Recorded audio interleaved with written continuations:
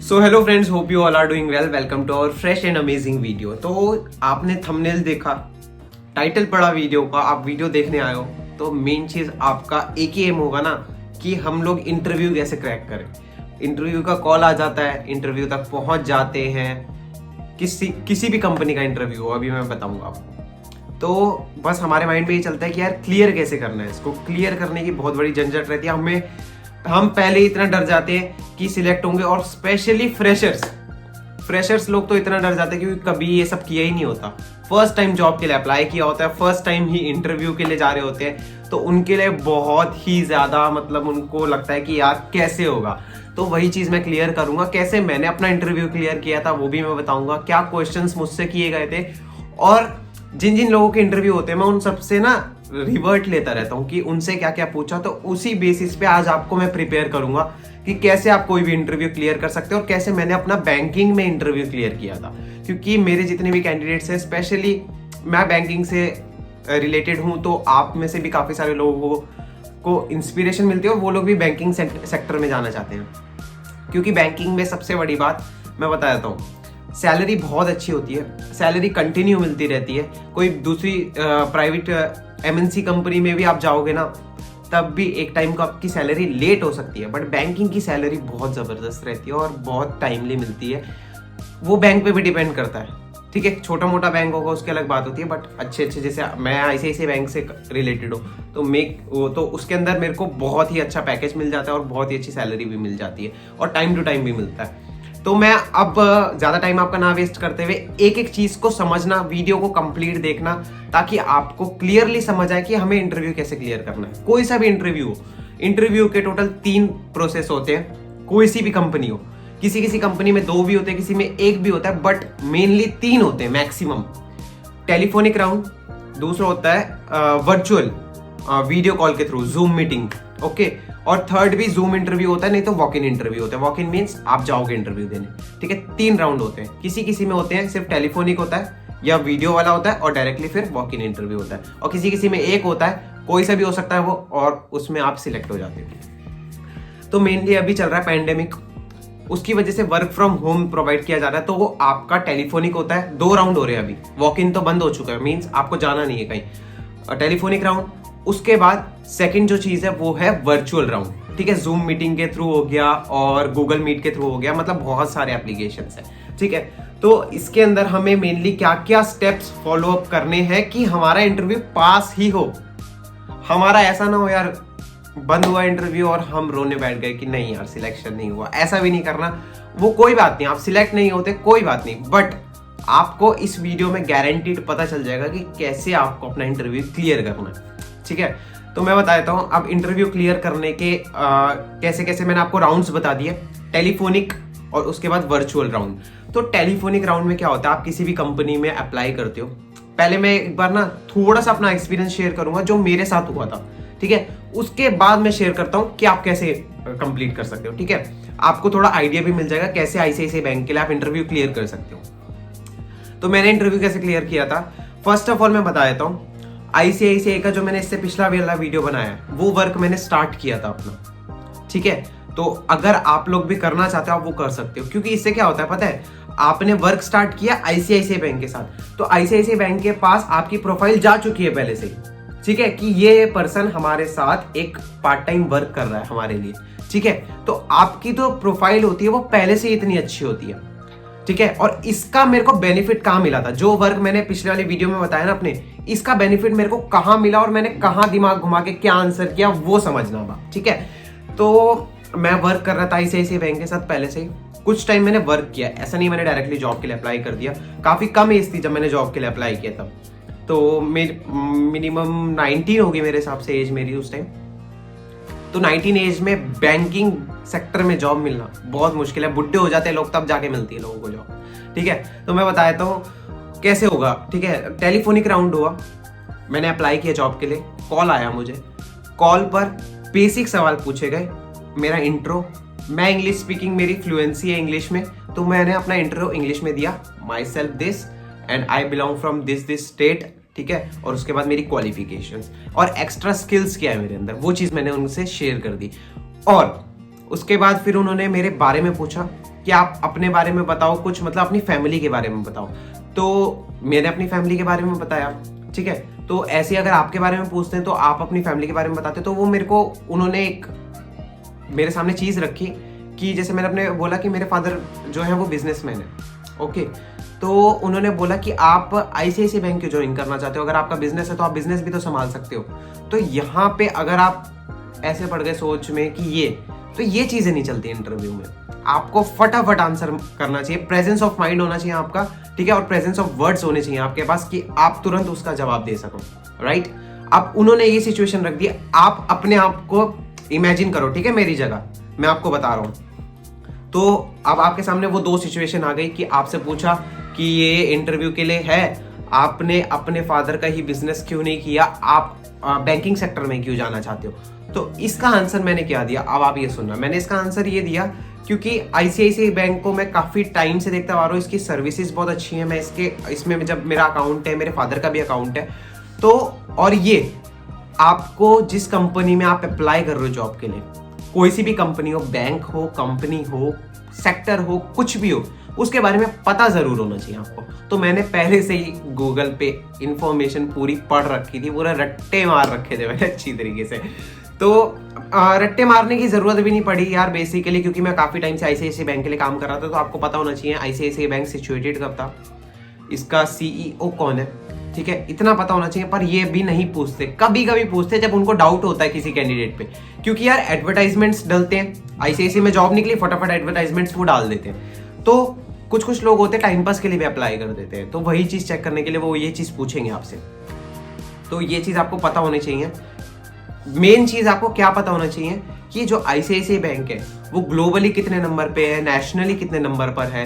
जैसे ग्लोबली पूरे वर्ल्ड में 3rd नंबर पे आईसीआईसीआई बैंक आता है, ठीक है। अब शायद चेंज हो गया होगा, बट मैंने जब सर्च किया था तब 3rd नंबर पे था बैंक, और nationally I think so 6th number पे आता था, और अब वो 2nd नंबर पे आ चुका है, ठीक है। तो वही चीज मैं आपको बता देता हूँ कि आपको ये चीजें पता होनी चाहिए, ग्लोबली, नेशनली कुछ चीजें पता होनी चाहिए। आप में से काफी सारे लोग बैंकिंग सेक्टर में देना चाहते हो इंटरव्यू, मुझे पता है, तो इसीलिए मैंने सोचा कि आप लोगों से ये चीज शेयर कर दूं। तो ये चीजें आपको पता होनी चाहिए कि ग्लोबली, नेशनली कैसे स्टैंड करता है बैंक, ओके। और स्पेशल ऑफर्स, मतलब बैंक की क्लोजिंग कब होती है, ओपनिंग कब होती है, सब आप गूगल करोगे आपको हर एक चीज मिल जाएगी ओके।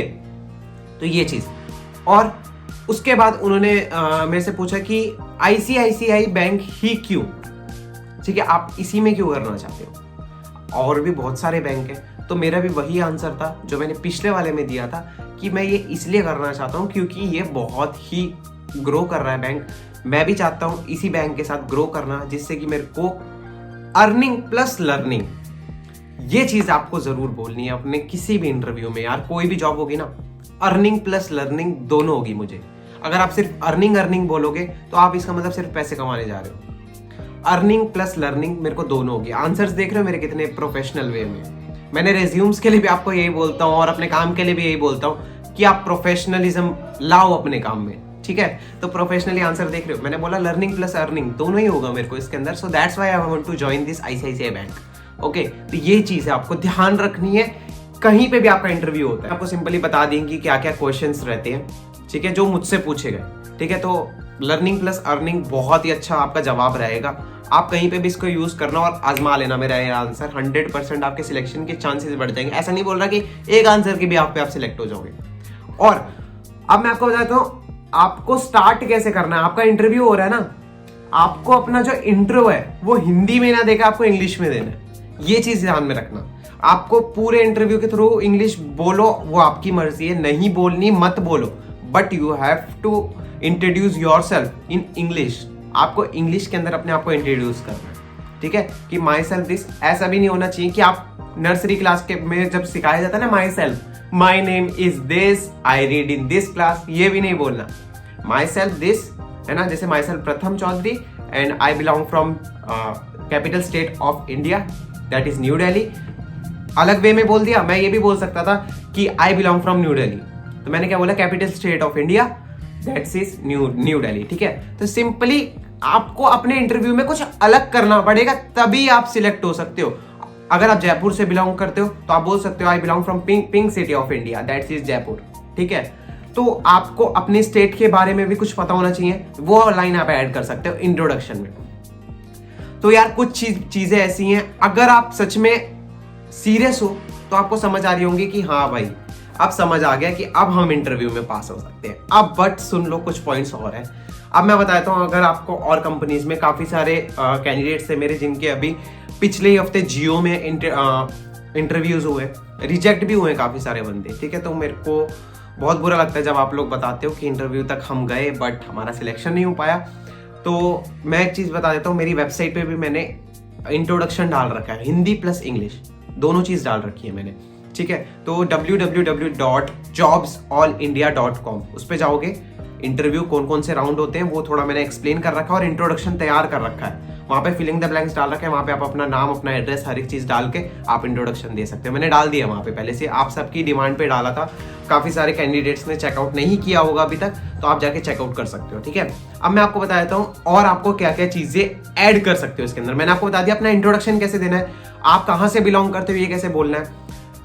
अब आपसे बहुत सारी कंपनीज होंगी, वो आपको प्रेशर करेंगे, प्रेशराइज, ठीक है। प्रेशराइज मुझे किया गया था जूम मीटिंग के अंदर जब मेरा वर्चुअल राउंड में इंटरव्यू था, तो आपको प्रेशराइज किया जाएगा। वो प्रेशराइज ऐसा नहीं होगा, मींस अब मैं आपको बताता हूँ, उन्होंने मेरे को बोला आईसीआईसीआई बैंक वालों ने कि हम आपसे कॉन्ट्रैक्ट करेंगे, सिर्फ आप अभी 1 साल का कॉन्ट्रैक्ट रहेगा हमारा, ठीक है। तो ये मुझे पहले से ही पता था कि बैंकिंग सेक्टर में कभी भी कॉन्ट्रैक्ट नहीं होता। कॉन्ट्रैक्ट मीन समझ गए आप, 1 साल तक मैं काम करूंगा, अगर मुझे मेरा काम जो है वो पसंद आया तो वो मुझे आगे तक के लिए हायर करेंगे, ठीक है। तो कभी भी बैंकिंग सेक्टर में कॉन्ट्रैक्ट बेस्ड वर्क कभी नहीं होता। अगर मतलब पसंद नहीं आया उनको 1 साल बाद तो वो निकाल देंगे। तो मुझे पता था कि बैंकिंग में हमेशा परमानेंट जॉब रहती है, आप निकल नहीं सकते। तो मैंने डायरेक्टली बोला कि ठीक है, मैंने यस बोल दिया कि हाँ ठीक है, मैं एग्री करता हूँ इस बात से, आप कॉन्टैक्ट करना चाहते हो आप कॉन्टैक्ट कर लो, कोई प्रॉब्लम नहीं।